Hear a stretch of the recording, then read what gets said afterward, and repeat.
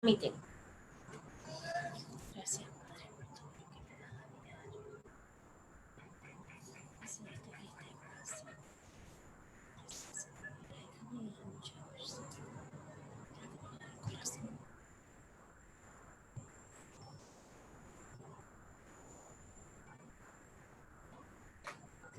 No sé. Está ya en vivo. Dale. Puedes hablar. Que no sabía si estaba en vivo. Buenas noches, venerable. Buenas noches. Buenas noches. Bueno, muchas gracias por invitarme. Gracias a usted por sacar de su valioso tiempo y estar aquí con nosotros esta noche. ¿Cómo se pronuncia el nombre? Porque yo en eso soy un poquito venerable. Han Chan, así se dice. Es correcto, sí. Ok. Correcto. Han Sí. Chan, ok. Esta noche vamos a hablar del budismo Zen y hoy tenemos como invitado a una persona muy especial y es el venerable Han Chan, lo dije bien. Buenas Sí, noches, correcto. maestro, buenas noches. Buenas noches, Namo Buddha Mitra. Bueno, vamos a empezar hablando, ¿verdad? ¿Qué es el budismo Zen? Bueno, para entender el Zen, primero debemos entender qué es el budismo. Ok. Y budismo, en una forma particular, como yo lo veo, siempre hay que tener en cuenta que el budismo no es algo rígido, con una sola visión, con una visión piramidal de arriba hacia abajo, sino que cada budista ve al budismo, aunque con las mismas bases, desde su perspectiva, ¿no? Y en ese sentido, mi abordaje actual de budismo es la ciencia de la autorrealización. ¿Y qué sería la autorrealización? ¿Qué pregunta? La autorrealización es poder manifestar el más alto potencial que tenemos como seres humanos. Es una forma de decir que nos convertimos en Budas. Aunque, desde nuestra perspectiva, ese convertirse sea una palabra que señala, es una señal, pero no es exactamente eso, porque potencialmente ya somos Budas, ¿no? O sea, nuestra mente original, nuestra naturaleza original es ser Budas. Y no lo somos porque por alguna razón nuestra mente tiene obstrucciones, tiene impurezas que nos impiden ver las cosas como son, y debido a eso somos seres humanos comunes. Por eso Buda es un despierto, Buda es alguien que sabe que lo es. Los demás no sabemos. Podemos decirlo intelectualmente, pero no lo sabemos experiencialmente. Entonces, la ciencia de la autorrealización es despertar a nuestro estado de Buda, manifestar nuestro más alto potencial, un potencial que va más allá de cualquier aspiración que podamos tener desde el punto de vista mundano, ya sea fama, fortuna, poder, el amor en el sentido mundano, todas las posesiones, los logros, va mucho más allá y es donde se manifiesta la verdadera felicidad, que es la aspiración que todos los seres tenemos en el fondo, ser felices. Y el Buda lo expresó en las 4 nobles verdades como un médico sabio de su época, detectando una enfermedad. Sufrimos, tenemos aflicciones, insatisfacción en la vida. esa es la enfermedad, ese es el diagnóstico. ¿Y cuál es la causa? La causa es un error de percepción. Okay. ¿Cómo Mediante, percibimos el mundo afuera? exactamente, lo percibimos erróneamente y por esa razón desarrollamos apegos, desarrollamos codicia, ira, y nos basamos en esa ignorancia por el error de percepción, y debido a eso sufrimos. Estamos insatisfechos, estamos afligidos. No quiere decir que todo el tiempo, pero aún en los momentos de felicidad está la semilla de la insatisfacción, porque la felicidad esa es transitoria, como todo es transitorio. Entonces, el Buda, encontrando estas causas para ese estado de dormido, ese estado de sufrimiento, de insatisfacción, él dijo, bueno, si tenemos las causas y podemos trascender las causas, quiere decir que podemos eliminar ese estado, trascender ese estado. Ese estado de extinción de los deseos egoístas, de los apegos, es lo que se llama nirvana. Sería el despertar, la iluminación. Y hay una forma de lograrlo, ese es el método. Y básicamente a eso yo, para darle, expresarlo de una manera que no sea cerrado desde el punto de vista religioso, le digo ciencia de la autorrealización. ¿Cómo podríamos, ¿verdad, practicar esto? Bueno, el Buda descubrió que es toda una cuestión de causa y efecto. Entonces, básicamente eso está expresado en el óctuple sendero, ¿no? Es una que te voy a decir el óctuple y después te digo cómo se puede resumir. Okay.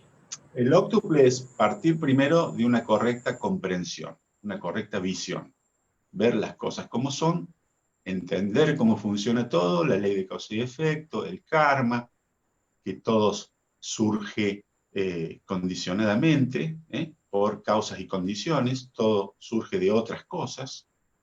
Entendiendo eso, establecer los 3 tipos de karma, los 3 tipos de acciones, que son correcta intención, correcta habla y correcta acción.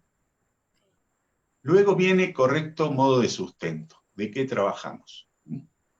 Que tiene también que seguir las reglas del budismo en el sentido de causar el menor daño posible, que nuestra forma de ganar dinero y sustento dañe lo menos posible.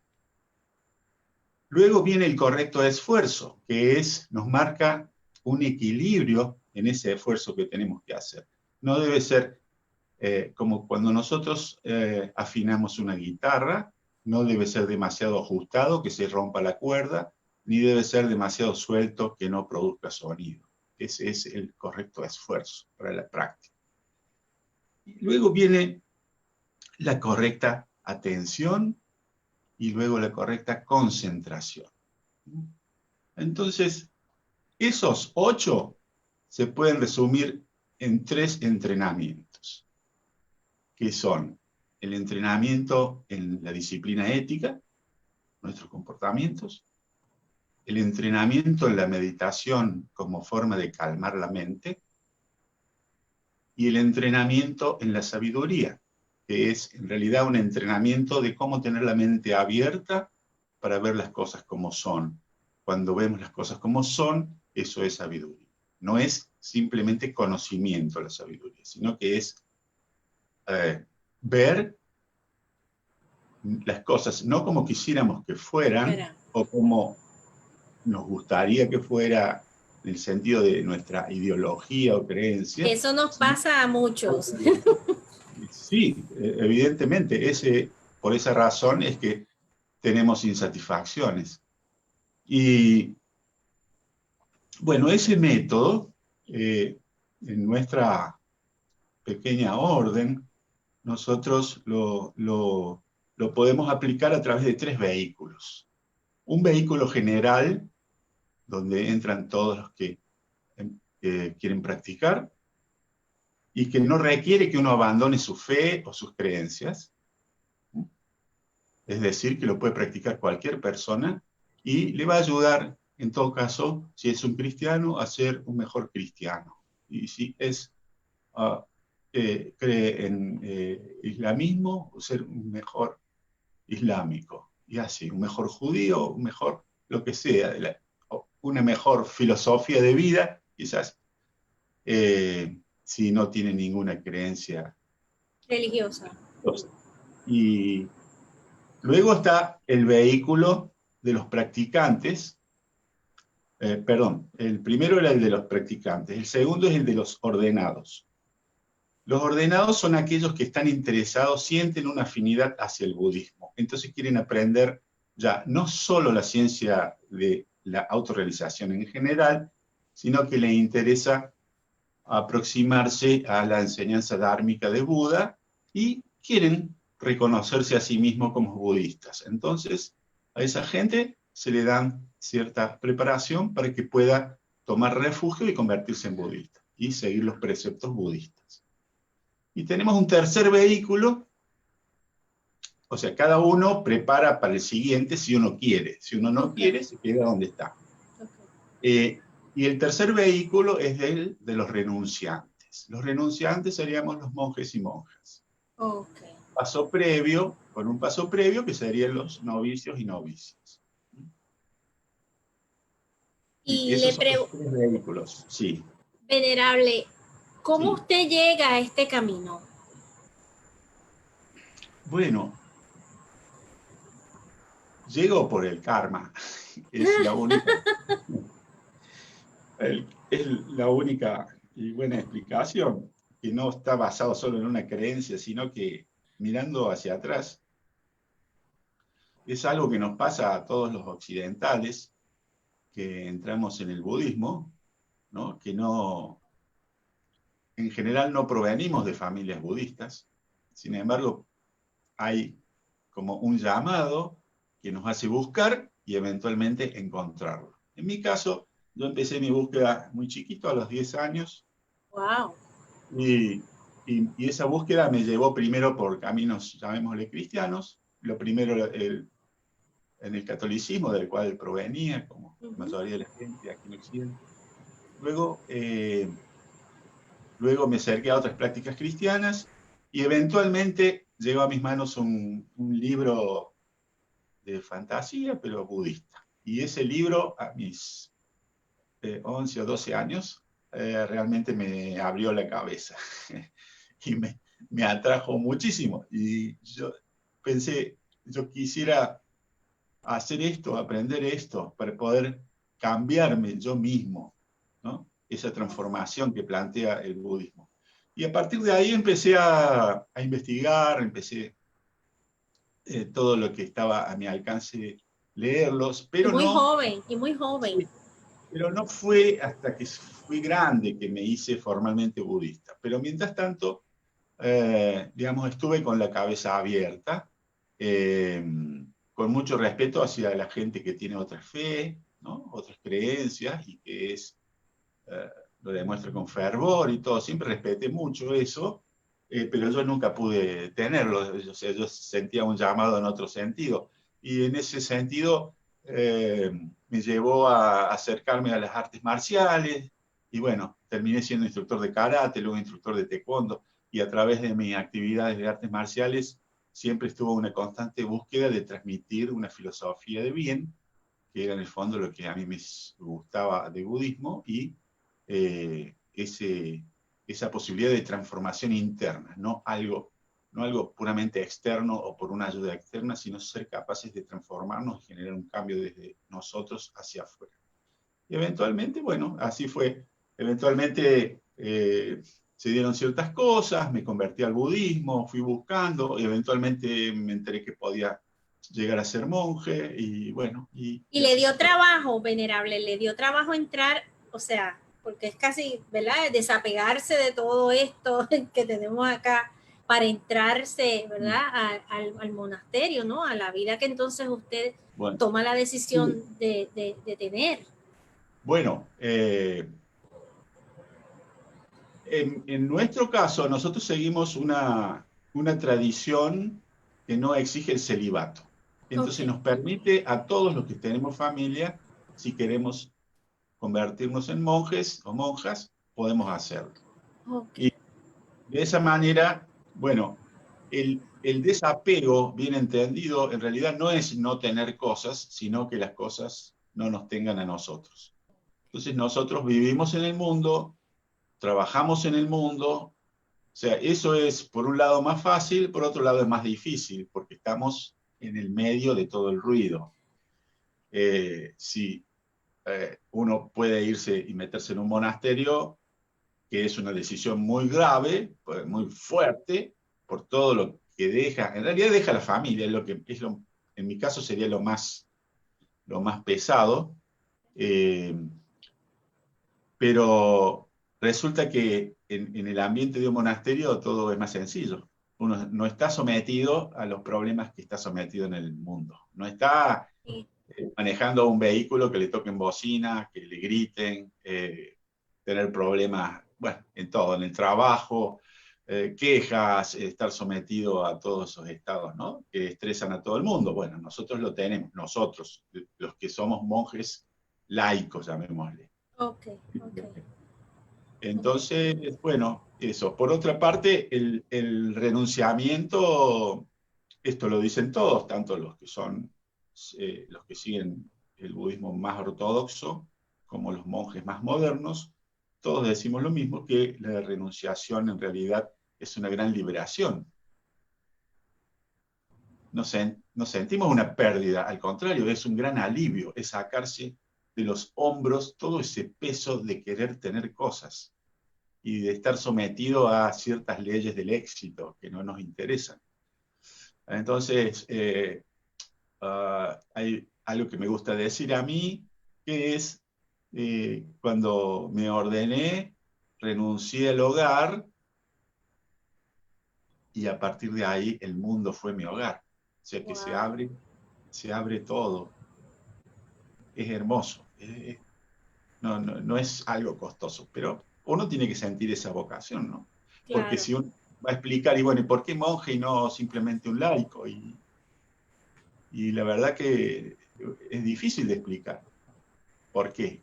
¿Por qué uno sigue una cosa y no la otra? No le es suficiente. O sea, Y pero su bueno, corazón, o sea, ya usted tenía ese llamado en el corazón desde muy joven. sí, sí, sí. Bueno, pero hay gente que lo siente de grande al final también, ¿no? O sea, no necesariamente tiene que ser de joven, digamos. Yo no soy un caso ni ejemplar, ni mucho menos. Fui bastante bandido mientras me divertí bastante. He metido la pata y todo, o sea, como un ser humano común y normal. O sea, de hecho soy un ser humano común y normal. Solo que esta práctica es tan hermosa y tan transformadora que a veces uno siente que el Buda habla a través de uno, ¿no? Así entre comillas, el Buda, que es nuestro estado de sabiduría interior, habla a través de nuestras palabras. Y pareciera que nosotros somos el Buda, pero en realidad seguimos siendo seres humanos comunes, con un montón de defectos y situaciones, ¿no? Pero el camino en sí es hermoso y da mucha satisfacción el poder estar al servicio en eso. Qué Así que, por bello. ejemplo, decir, bueno, una entrevista, dedicar su valioso tiempo, y mi tiempo es valioso o no, igual que el tuyo, o sea, es como el de cualquier persona. Y para mí es una gran alegría poder hablar de esto que tan bien hace. Es algo que yo siento que es una cura para el sufrimiento en el mundo, Ujú. ¿no? Entonces, realmente hace muy bien poder compartirlo. Mm. Venerable, si yo le hiciera, ¿verdad? Esta pregunta para mí, ¿cómo Sí. yo pudiese yo ser más compasiva y ser, no sé, que el amor en mí pues creciera más? No sé, ¿verdad? Si es que se me ocurre hacer la pregunta, porque nosotros hablamos mucho de la compasión dentro del budismo, ¿correcto? Sí, sí, sí. ¿Cómo puedo yo practicar para ser un ser mucho más compasivo? Bueno, a mí me gusta, como siempre, empezar, digamos, por los conceptos básicos. ¿Qué es compasión en budismo? Compasión no es tenerle pena o lástima a los demás, o a un animalito o lo que sea. Compasión en budismo es quitar el sufrimiento y dar felicidad. Entonces ahí ya tenemos un camino claro. Otro concepto muy importante es que nosotros no somos todavía Budas. Entonces, pretender que seamos compasivos sin ningún deseo egoísta escondido detrás es una gran pretensión. Entonces tenemos que perdonarnos, tenemos que disculparnos que aunque seamos compasivos, haya un poco de egoísmo en esa compasión. Hay atrás de eso un deseo de ser bueno, de ser reconocido, de hacer algo importante en la vida, ¿no es cierto? Entonces, eso está. Primero hay que perdonarse y después entender que la compasión, como todas las virtudes, se puede cultivar. Quiere decir que yo, a pesar de que pueda empezar a ser compasivo por una cuestión de conveniencia, digamos, voy a ser compasivo para tener buen karma, voy a ser compasivo para que me aplaudan, para que me quieran, para lo que sea. Cuando uno empieza a ejercer esa compasión en términos de quitar sufrimiento y dar felicidad, la va cultivando, la va regando, al punto que lo que en algún principio es, uno tiene que pensarlo, ser consciente y decir, no, tenés que hacer esto. En lugar de no hacer caso, tenés que actuar de esta manera. Entonces, después, ese cultivo, esa práctica, hace que empiece a surgir esa compasión interior. Como había un ejemplo que solía usarse, es una manguera que hace mucho que está sin ser usada y tiene suciedad adentro. Entonces cuando la abrimos, primero sale el agua, pero con un poco de barro. Hasta que sigue saliendo el agua y finalmente sale el agua limpia. De la misma manera, la compasión, la bondad, la alegría por los logros de los demás, la ecuanimidad, todos son cualidades que podemos cultivar. Porque si ya las tuviéramos de principio, entonces ya seríamos Budas, ya seríamos perfectos. Y estamos haciendo esto justamente para convertirnos en Buda, o para dejar salir el Buda que ya está dentro. Entonces vamos a cultivarlo. Entonces simplemente es, como en toda práctica de budismo, la atención plena, tratar de estar consciente de lo que hacemos y en cada situación tratar de aplicar ese principio. Ahora bien, compasión a tontas y a locas puede hacer mal.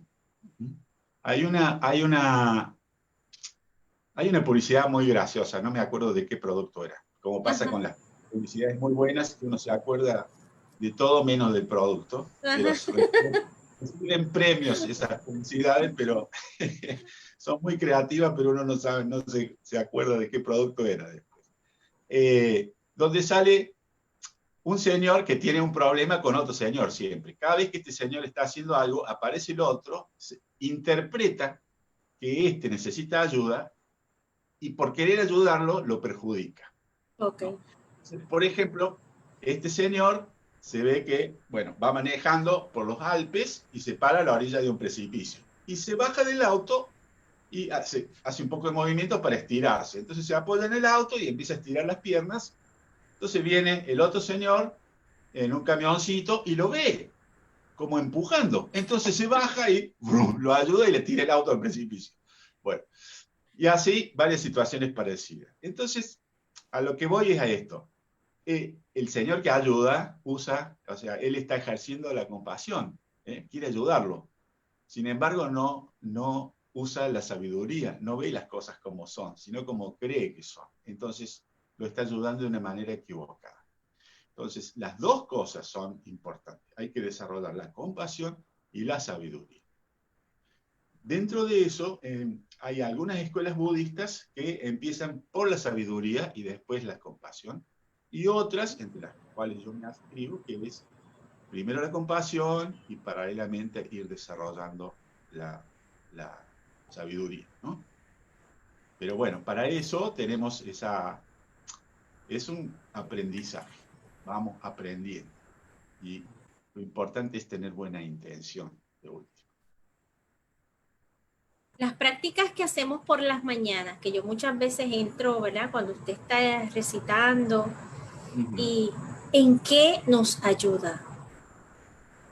Bueno, esas prácticas de recitación y de meditación silenciosa son las que nos ayudan a tranquilizar la mente. Okay. Una vez que la mente, es decir, hay dos componentes en las meditaciones. Quizás has escuchado las palabras samatha y vipassana. En algunas tradiciones las separan. Otras hacen solo vipassana y otros hacen solo samatha. Y otros que hacen las prácticas integradas. Bueno, yo adscribo a la interpretación que Buda enseñó, no lo enseñó como cosas separadas, sino juntas. Samatha es la parte donde tranquilizamos la mente y Vipassana es la parte en que observamos. Entonces, usamos la recitación de mantras para ir preparando la mente para hacer la meditación silenciosa.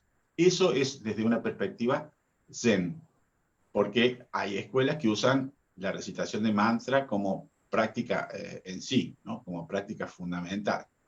En nuestro caso, nuestra práctica fundamental es la meditación silenciosa, pero usamos la recitación de mantras porque nos ayuda a, si la mente está muy frenética, digamos, no se logra desconectar, es más fácil desconectarse con el mantra. Con el mantra. Ya, porque entonces le enfocamos ahí. Claro, es más fácil enfocarse en algo que es, digamos, mente y boca, ¿no? Que en algo que es solamente mente. Okay. Y los invitamos a todos, ¿verdad? En la mañana, a que más o menos, porque las horas son diferentes. Las 10 de Paraguay es el mismo horario tuyo. Es a las 10 de la... Ok, sí, porque casi siempre, pues yo lo pongo en la mañana y entonces nos quedamos ahí un ratico y entonces hacemos Después la meditación. sí, el horario paraguayo de invierno es -4 de Greenwich, GMT. -4. Es el mismo que tienen ustedes, -4. Solo que nosotros en verano pasamos a -3, o sea, avanzamos 1, y ustedes retroceden, no sé bien cómo es la cuestión, si toman el horario de Nueva York, en verano, en nuestro verano hay 2 horas de diferencia, en invierno tenemos la misma hora. La misma, ok, no sabía. Sí, sí, sí. Venerable, si nos fuera a dejar usted, ¿verdad? Un mensaje esta noche, ¿qué mensaje nos daría usted a nosotros, a todos nosotros? Bueno, yo los invito a pensar que están en el último minuto de su vida y que miren para atrás y piensen qué hicieron. En ese momento va a ser muy importante si ustedes siguieron el camino espiritual o si no lo siguieron. Entonces, tomando conciencia de eso, yo les digo, lo más importante en la vida, no dejen pasar el tiempo, ni tampoco crean que ya pasó mucho tiempo y que es tarde. Nunca es tarde, siempre se empieza desde la hora. Empiecen a practicar el camino espiritual. ¿Y qué camino espiritual? Aquel que los aleje de la codicia, la ira y la ignorancia. Aquel que los aleje de los venenos. Si uno sigue un camino espiritual y se siente feliz, ese es el camino correcto. Si no se siente feliz, es porque está en un camino que no es afín a él. Entonces, piensen eso. Eso es muy importante. Es más importante que todo, que cambiar el auto, que irse de vacaciones, que todo lo demás depende de que ustedes estén bien, estén en el camino correcto. Si ustedes están bien, entonces ustedes hacen bien a su entorno, a su familia, a sus amigos, a su ciudad, al planeta. Ese es mi mensaje. Bueno, Gracias, venerable, gracias muchas. ¿Alguna pregunta? No hay preguntas. Bueno, yo le agradezco. Yo sé que hoy estaba un poquito, ¿verdad? Malito, ¿verdad? Tenía alergia, creo que era lo que tenía, ¿no? Estaba Estoy con dolor de gargantas. así y con todo y eso, ¿verdad? Estuvo aquí, sí, porque estaba viendo cuando estaba diciendo lo que no iba a ver la práctica, que estaba el perrito detrás de usted. Sí. Yo le agradezco infinitamente que haya sacado de su tiempo, ¿verdad? Para nosotros, dejándonos estas palabras tan hermosas, de dejarnos un mensaje para el alma. Y yo espero que esta sea la primera y después muchas de las veces que pueda, ¿verdad? Siempre y cuando usted pueda estar con nosotros alguna otra vez. Cuando gusten, cuanto gusten. Muchas Gracias, gracias. venerable. Muchas gracias a usted y que tenga buenas noches. Gracias. Buenas noches. Chao. Chao, chao.